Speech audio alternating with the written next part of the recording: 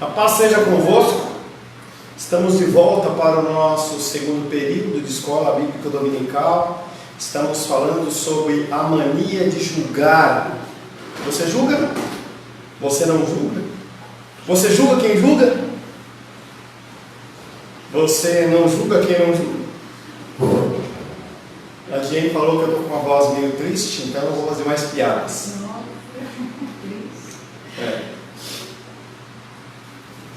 Finalizamos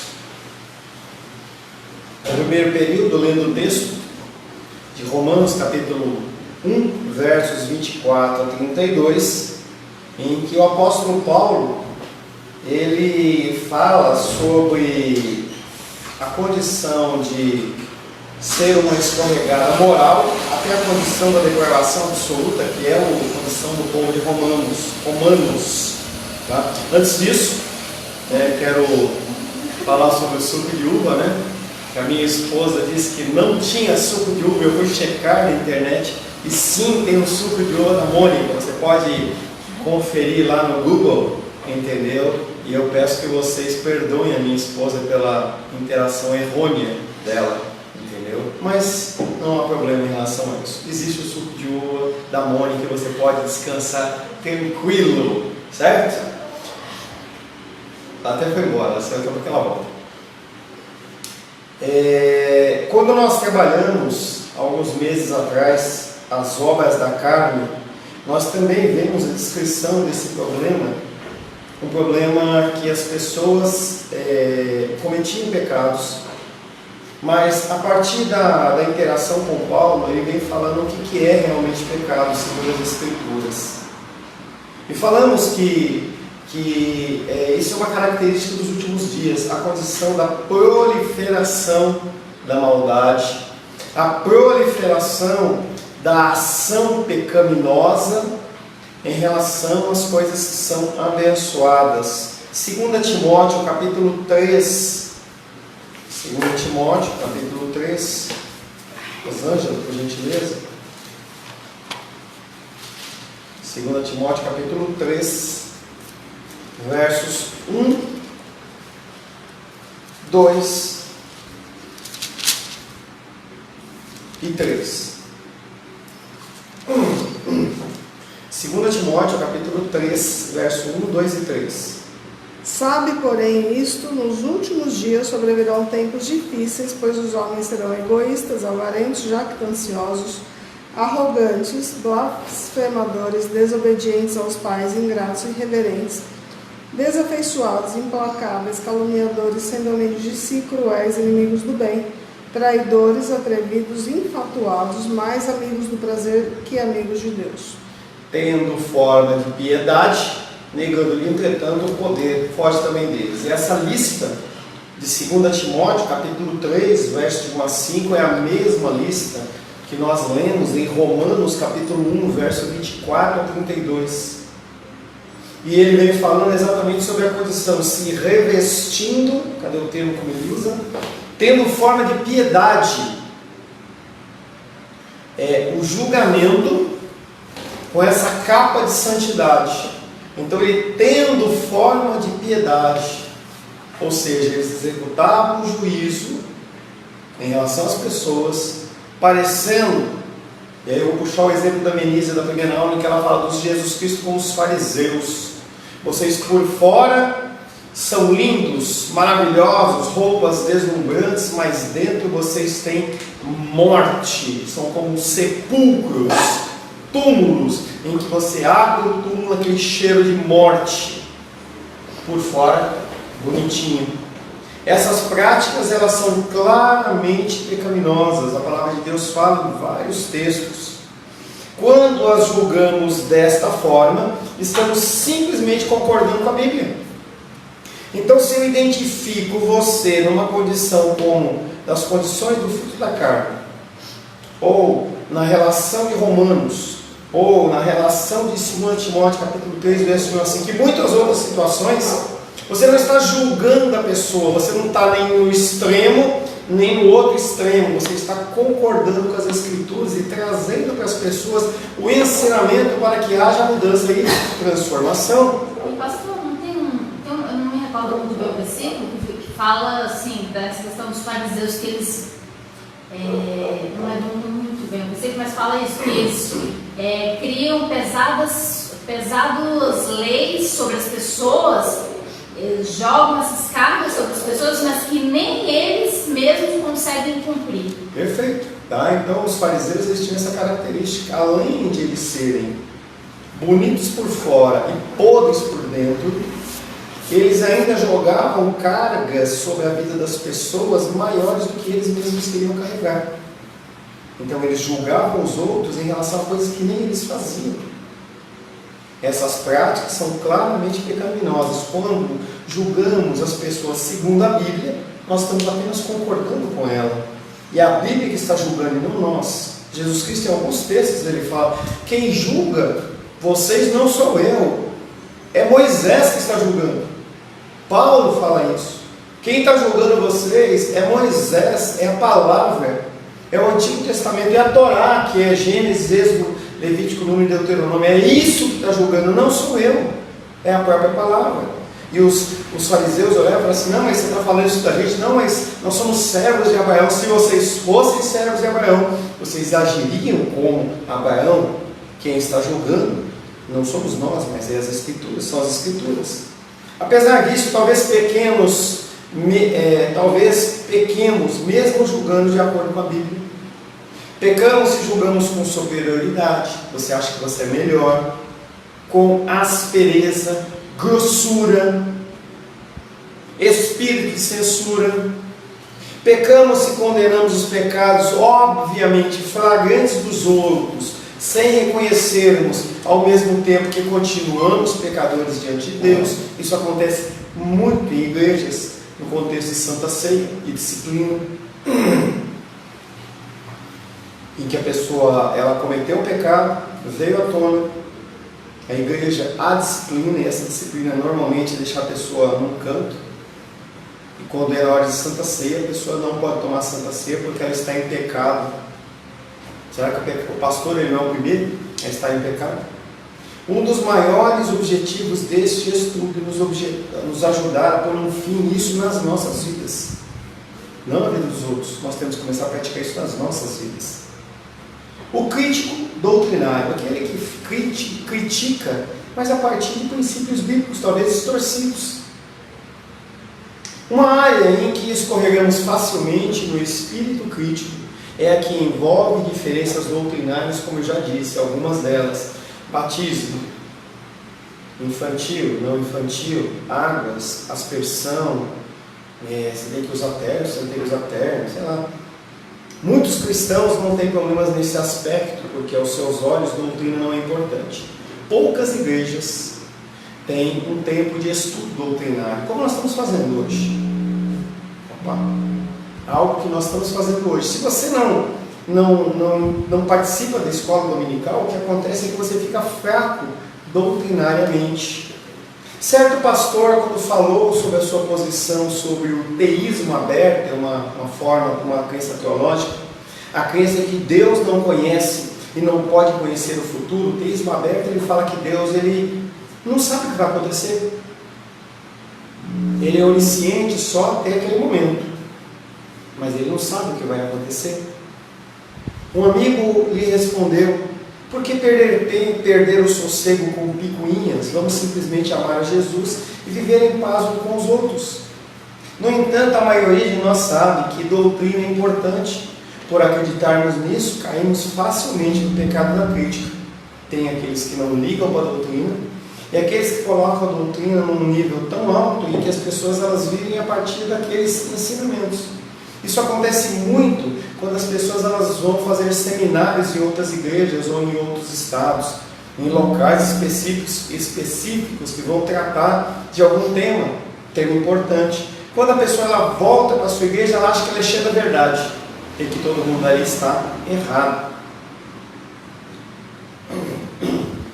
A maioria de nós sabe que a doutrina é importante porque acreditamos nisso e por causa disso caímos facilmente neste pecado. Por exemplo, a doutrina da morte expiatória de Cristo por nossos pecados e a doutrina complementar da justificação pela fé somente nele são vitais para mim. Então, duas doutrinas que elas são bíblicas e que nós temos que ter como princípios nossos de fé. Morte expiatória de Cristo pelos nossos pecados. Não tem ninguém que morreu pelos meus pecados, nem meu pai, nem minha mãe, nem meu pastor, nem ninguém. Minha salvação, ela depende única e exclusivamente pela morte de Cristo. É a partir da morte de Cristo, concedida pela sua graça, que nós somos salvos. Não tem como nós pagarmos o preço pelo pecado que é sobre as nossas vidas. E o outro, nós falamos, justificação apenas pela fé. Há pessoas que acham que a justificação não é somente pela fé. Eu aceitar Jesus me justifica.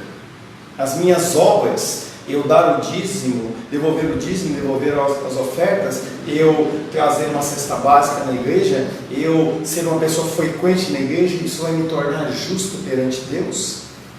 Em doutrinas como estas, eu sou categórico e aviso, não abro mão, nem mesmo um dedinho e ponto final. Eu acredito nisso. Então você pode falar, isso para mim é uma verdade. Cristo morreu pelos meus pecados, através do sacrifício de Cristo, pela fé que eu tenho em Cristo, eu tenho a vida eterna, e eu não abro mão disso. Contudo, alguns escritores e professores que se consideram evangélicos negam a morte expiatória de Cristo. Para eles, Jesus não morreu em nosso lugar como pagamento dos nossos pecados. Ele aceitou a cruz simplesmente como exemplo para seguirmos diante do sofrimento.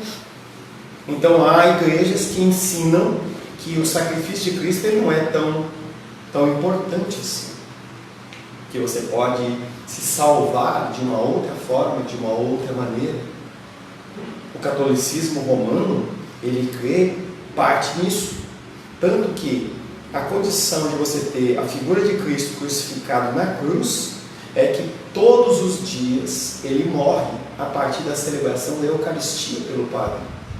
Então o padre daquela comunidade, ele executa o ofício da Eucaristia de segunda a segunda, mesmo com a igreja fechada, porque a partir do sacrifício que ele faz ali, Cristo ele é morto novamente, e por ser morto novamente, o que acontece é os pecados do dia anterior eles são redimidos.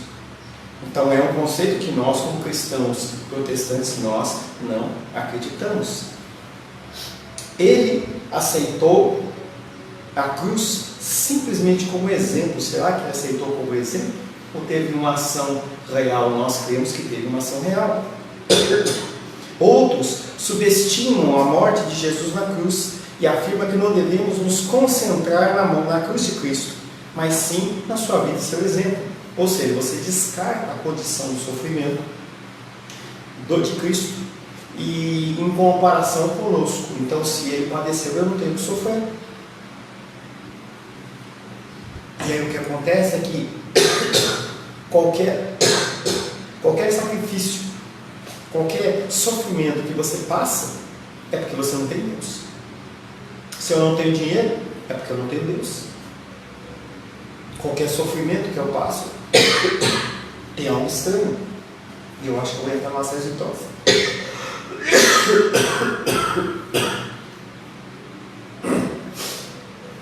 Sempre que o tema do ensino ou palestra me permitir, eu vou discordar desse tema. Nós falamos de pecado, nós falamos de sofrimento, porque isso faz parte do cristianismo. Eu acho que estou certo em agir assim. Contudo, confesso que algumas vezes caio também no pecado da crítica. Discordo tanto do que estão ensinando que chega a dizer que estão com o diabo no corpo. Quantas vezes a gente não fala isso? Isso é coisa do cão. A pessoa, ela entra numa certeza doutrinária tão grande que ela começa a não aceitar nem ouvir os outros. Opiniões de pessoas que ainda estão crescendo. Pessoas que são novas na fé, elas tendem a fazer algumas perguntas que para nós são óbvias. E nós temos que entender que o conhecimento nos foi dado por Deus com um objetivo: edificar o corpo de Cristo.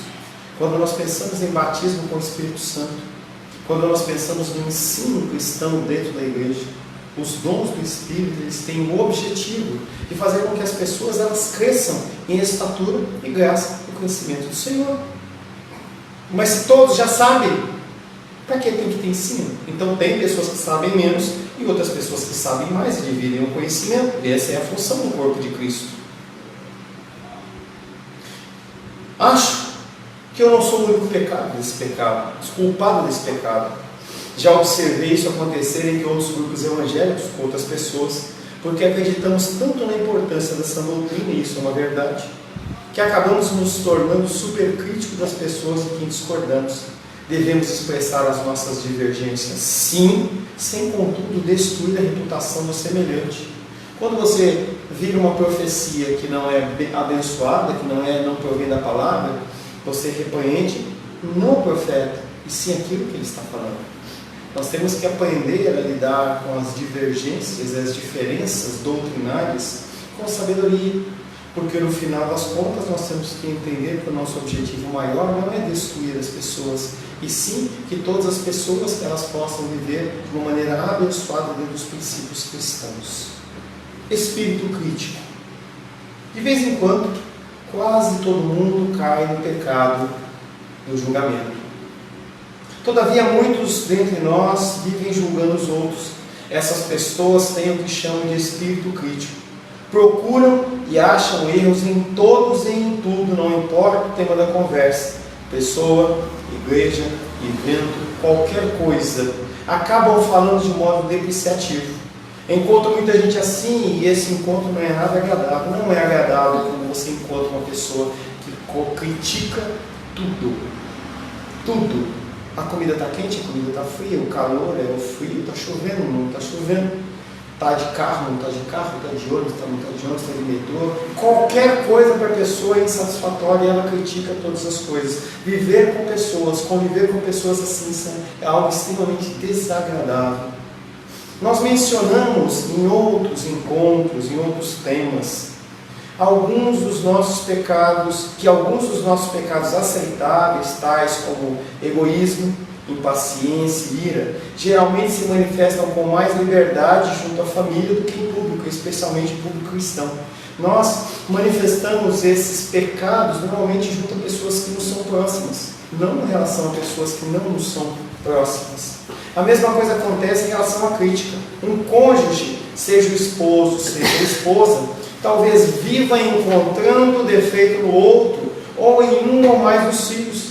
Então as pessoas elas não conseguem conviver, e quanto mais próxima a pessoa é, mais o julgamento existe.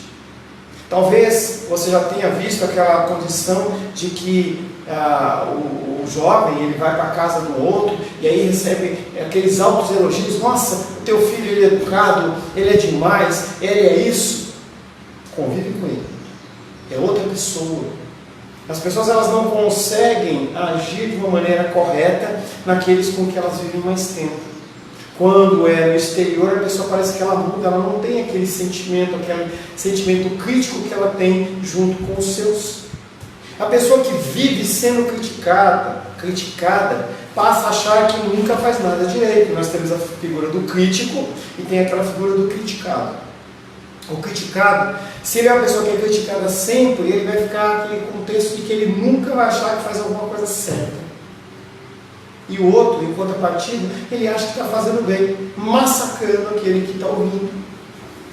Certo cristão, criado num lar cristão, de classe média alta, contou que seu pai era super crítico, especialmente em relação à filha do meio. Aos poucos, a menina se tornou uma pessoa que não conseguia fazer nada direito. Pelo menos é o que qualquer um pensaria ao ouvir as repreensões severas que o pai fazia. Todo e qualquer comentário que o pai fazia em relação à filha era de crítica. Então, quando as pessoas avaliavam essa moça, avaliavam segundo a ótica daquele que falava. Quanto mais ele a criticava por não olhar no olho das pessoas, mais os olhos da garota se fixavam no chão. Se o menosprezo recorrente do pai era para o próprio bem dela, tinha que ter dado algum resultado. Mas o que aconteceu foi que as críticas do pai geraram na filha as consequências daquilo que estava sendo falado. Nós temos que entender que as nossas ações, elas são fortemente influenciadas pelo aquilo que as pessoas dizem. Você não tem que agir como ela diz, mas uma figura de autoridade que estabelece críticas em cima de críticas o tempo todo, todo o tempo, vai gerar no coração daquela pessoa uma forma de adaptação. Já que a pessoa está falando tanto que eu sou isso, eu devo ser isso mesmo. Você não vai dar em nada. Você é um vagabundo. Você é gay. Você é isso, você é aquilo. As pessoas agridem os outros com críticas costumadas. Todo dia o que acontece aqui no coração das pessoas acaba achando que aquilo é verdadeiro. A menina entendeu as críticas constantes do pai como rejeição e passou a se ver como uma rejeitada.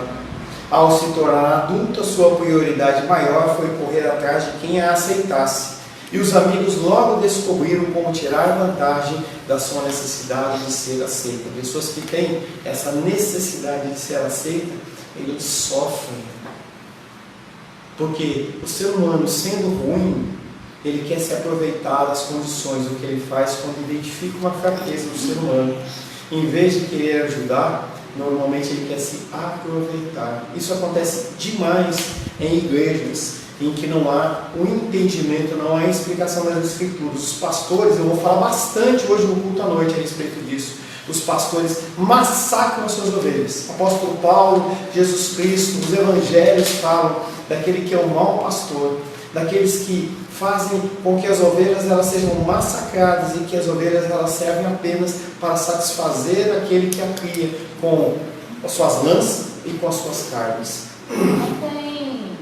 Eu não cheguei a ler assim não, mas eu vi a chamada no Facebook, né, do irmão da Susana Ristoff, né, falando ele hoje em dia, né, estava lá a imagem dele, da Susana, ele pequeno e hoje, né, aí falando ver mais, aí mostrando, né, que hoje ele está envolvido com droga. Eu não cheguei a ler, mas aí tinha aquelas publicações, aí tem comentários, pessoas vários comentários. E aí hoje em dia ele está todo assim, envolvido com drogas, com bebidas e tudo, sabe? Então, aí e o que isso tem a ver com a condição do julgamento e espírito crítico? Tem alguma coisa a ver?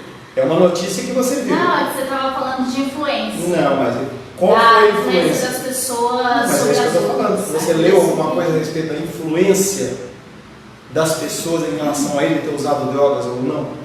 Não, eu citei o fato pelo fato de as pessoas influenciando outras. Não necessariamente. Ele pode ter usado drogas porque ele quis usar drogas, não foi influenciado por outras pessoas.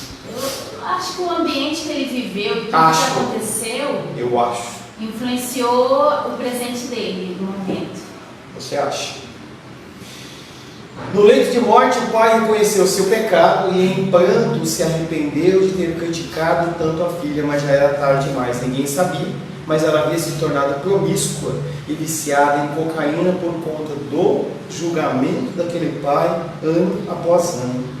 Esse é um exemplo drástico da natureza destruidora do espírito crítico e julgador. Estamos cercados de evidência da malignidade desse pecado. Se diz que são necessários 7 elogios, isso é um ditado popular, 7 elogios para que o resultado de uma crítica destrutiva seja desfeito. Assim, nós devemos dar uma boa examinada em nós mesmos. Melhor ainda, vamos nos colocar sob a luta dos outros. Temos um espírito crítico exacerbado, exagerado? Vivemos descobrindo defeitos dos outros, especialmente dos nossos familiares ou membros da nossa igreja?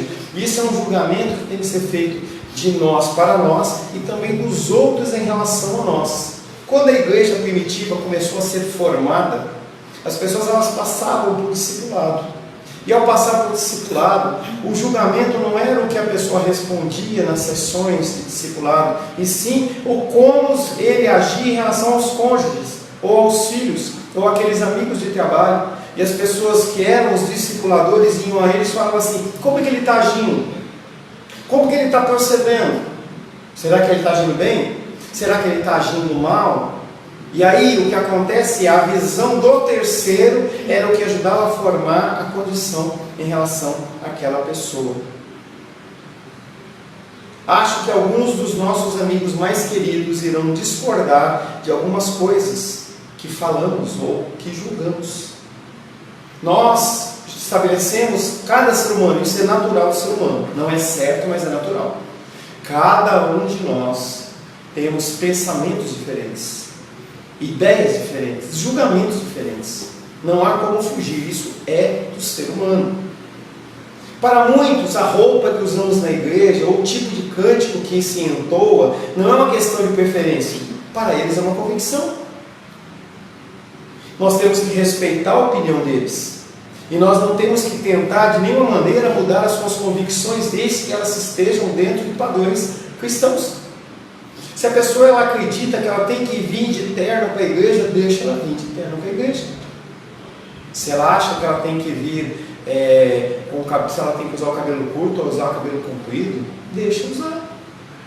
Nós temos que buscar o senso de zelo e decência, sim. Mas as pessoas elas também têm que ser educadas dentro desse princípio, como aprender. E aí muitas vezes a nossa rejeição não é aquilo que vai mudar a condição da pessoa. Eu respeito a opinião deles, não quero de jeito nenhum mudar suas convicções, já que são convicções dele. Quem muda é o Espírito. Gostaria de ser como Paulo, que tomou uma decisão parecida em relação aos assuntos que causavam divisões entre os cristãos de Roma. Ele não tentou mudar a cabeça de ninguém quanto ao que deviam comer ou quanto aos dias que consideravam santos. Pelo contrário, ele afirmou: cada um esteja inteiramente convicto em sua mente. Ou seja, você está certo que isso é o certo? Continua fazendo. Quando nós estivermos diante do Senhor, diante do juízo de Deus, você não vai poder se apoiar naquilo que você acha ou que você não acha, ou o que eu falei, ou o que o fulano, beltrano ou ciclano falou. Você vai ter que ter convicção, porque a sua ação, a sua crença, o seu pensamento, ele vai ser julgado pelo próprio Deus. No dia do juízo estaremos nós e o Senhor. O que nós aprendemos aqui nessa terra é para que nós possamos nos conformar mais a Cristo. E se você entende que o que você está fazendo é o certo, continue fazendo. Eu não tenho gerência sobre a sua casa, não tenho poder, mas eu posso falar para você o que as Escrituras dizem. Paulo afirmou: cada um esteja inteiramente convicto em sua mente, Romanos 14:5. Tal informação incomoda muitos de nós. Não gostamos de ambiguidades em questões de práticas bíblicas, ou é isso ou é aquilo. Mas as Escrituras, nem sempre ela é branco e preto. Nem sempre ela é certo e errado. Dia do Senhor, dentro do princípio cristão evangélico, é domingo. E nós não podemos ter atividades, em especial remunerativas, dentro do dia do Senhor. Mas não é uma regra de faca, entendeu? É isso e pronto. Como eu já disse, há pessoas que trabalham de escala no domingo.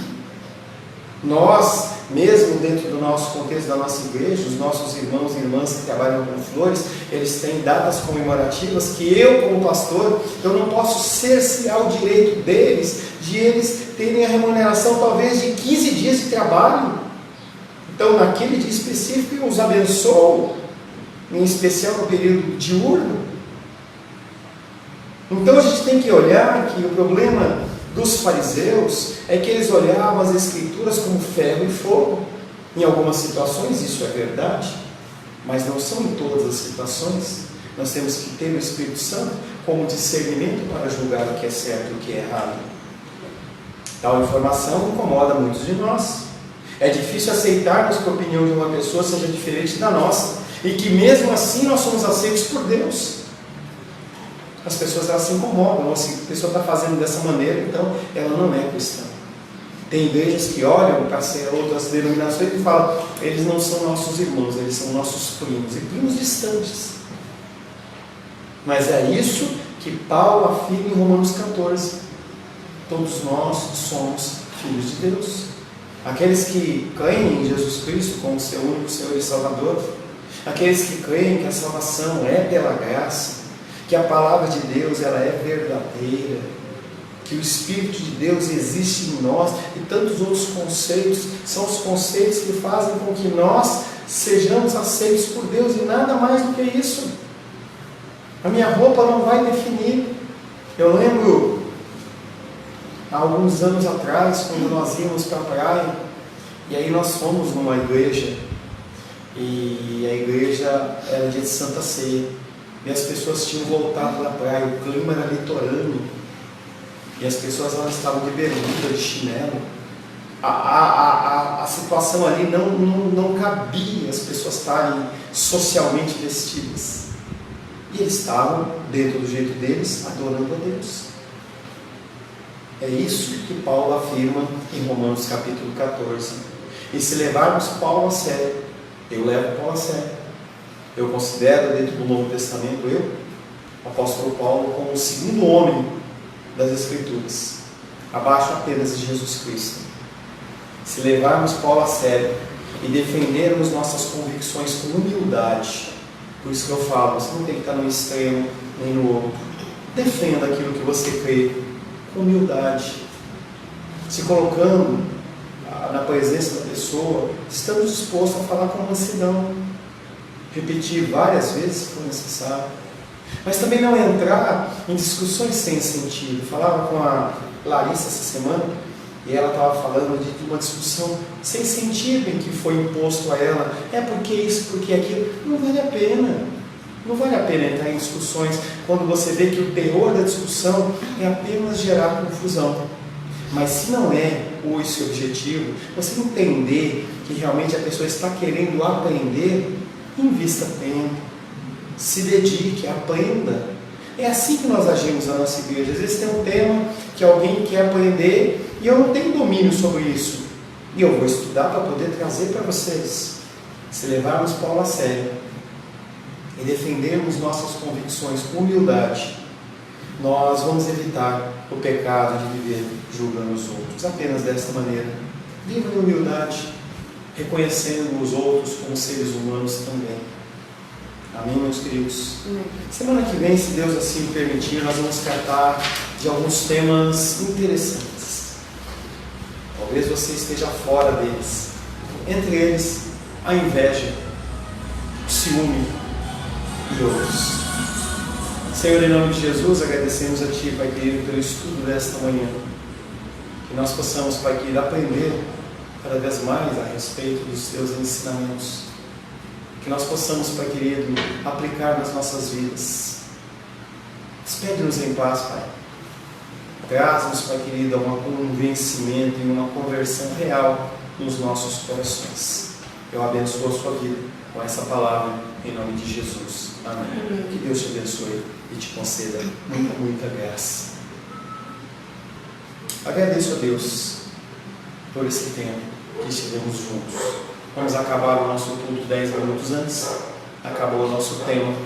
Eu quero agradecer pela tua presença aqui comigo, presencialmente, e também de uma forma através da internet. Quero convidar você hoje à noite a vir. Nós estaremos começando o capítulo 5 de 1 Pedro, reta final de 1 Pedro, e nós vamos falar bastante de um tema muito importante, que é a liderança cristã. Se porventura você sair desta igreja e você for para uma outra igreja por qualquer motivo que seja, você tem que entender esses princípios para saber aonde você tem que viver. Então eu te convido, às 19 horas nós estaremos chegando, começando. Não é para você chegar 19h10, 20, 30, não. Saia antes, para dar tempo de você ter comunhão com os irmãos. Que o amor de Deus Pai, que a graça salvadora de Jesus Cristo e a consolação do doce Espírito Santo seja sobre a nossa vida hoje e sempre. Amém, amém. Deus te abençoe. Boa tarde. Fique com Deus.